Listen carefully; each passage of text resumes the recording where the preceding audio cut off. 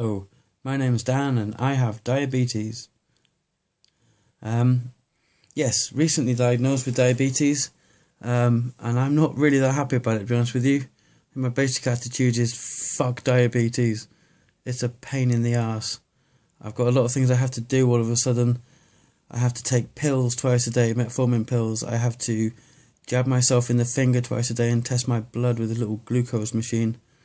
And I have to jab an insulin pen into my stomach every day. Oh, God. And it's, it feels like your guts are going to spill all over the floor. And of course they're not, because it's a tiny little needle, but it's no fun, I can tell you that much. And I have to watch my diet, and I have to exercise. I mean, I'm trying to give up smoking at the minute, and that's bad enough. I'm not going very well. But, all of this crap on top of it, no, I'm not enjoying my status as a diabetic. So, one thing I have discovered is that having high blood sugar is also pretty horrible. And I think when I intended to make this video, I was a lot more angry about it than I am right now, to be perfectly honest with you. I had blood glucose of 16.8 this morning, which to non-diabetics is 6.8 more than the maximum that it should be. And I was feeling pretty crappy. You kind of feel sweaty and dehydrated and confused and irritable. Not confused, in a profound sense, but irritable and annoyed and just a bit spaced out.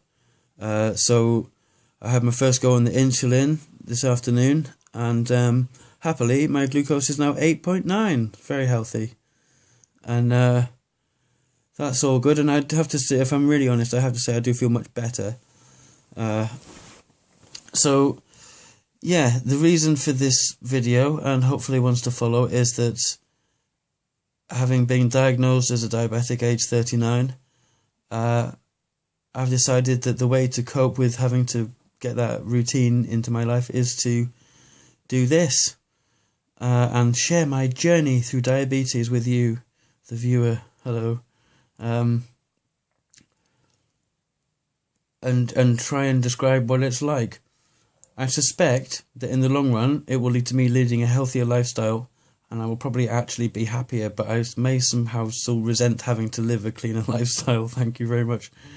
But because diet and exercise and a certain amount of regularity is apparently the key to dealing with this kind of thing. Excuse me. I will also endeavour to give up smoking, and I might mix the two up as we go along, because that's pretty hard. What else to say about diabetes? It's a pain because it's forever. I've got to organise repeat prescriptions for these fucking giant metformin pills. That's twice a day, and it's past midnight, and I have to take the second one. I'm working in the evenings, which is making things a bit weird at the minute. What else to say? It's not been diagnosed as type 1 or 2 yet, although the smart money is on type 2. Although I'm a weird case because I'm not fat, I'm not obese anyway, and I'm not an alcoholic, and I'm basically a bit of a lazy slob, but I do ride, certainly the last few years have ridden a bike a lot. Someone's stolen it at the minute, so not so much recently, but yeah, so I did, didn't lead a massively active, healthy life, but I did do that, and that would, often be several miles a day to and from work. So, that's what counts for something. So it's a bit weird. So I'm a bit of a medical curiosity up at Mile End Diabetic Clinic and in my GP clinic. They're all a bit like, oh, this is interesting, different. But my dad has it, and he is in his 70s, early 70s, and it's far less odd for him to have type 2 diabetes because of his age. But he copes with it very well, actually, on no medication at all. So that's kind of hopeful, but I think that's probably why I have it.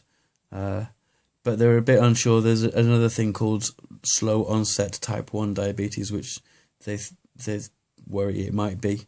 I'm pretty sure that when they get the other blood tests done, it will turn out to be type 2. On the subject of medical treatment, a lot of appointments recently. That was another thing I was very pissed off about earlier today. I've got to go and have my eyes looked at. and my feet checked again.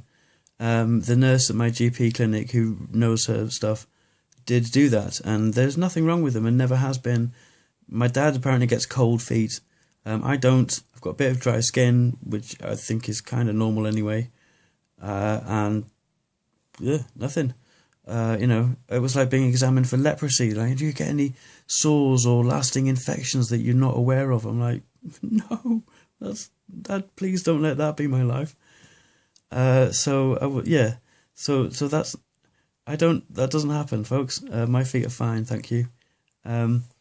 But yet I have to go and have a proper chiropodist at the hospital, go and look at them again just to be sure. And I've got to go and have umpteen blood tests recently. There's the one that I took that they've got to do it again because someone messed it up. So, it feels like a huge inconvenience. Although, as I said earlier, it may turn out to be an unwanted happy ending to this, which is me being healthier and feeling better. Because I realise now that the irritation I felt this morning with the high blood sugar is not new to me. I didn't ever realise that there was this medical cause for it, but that's that sense of irritability and kind of slight kind of not quite being there. I know that, so it's interesting to have an answer to that, and I do feel much better now with the 8.9.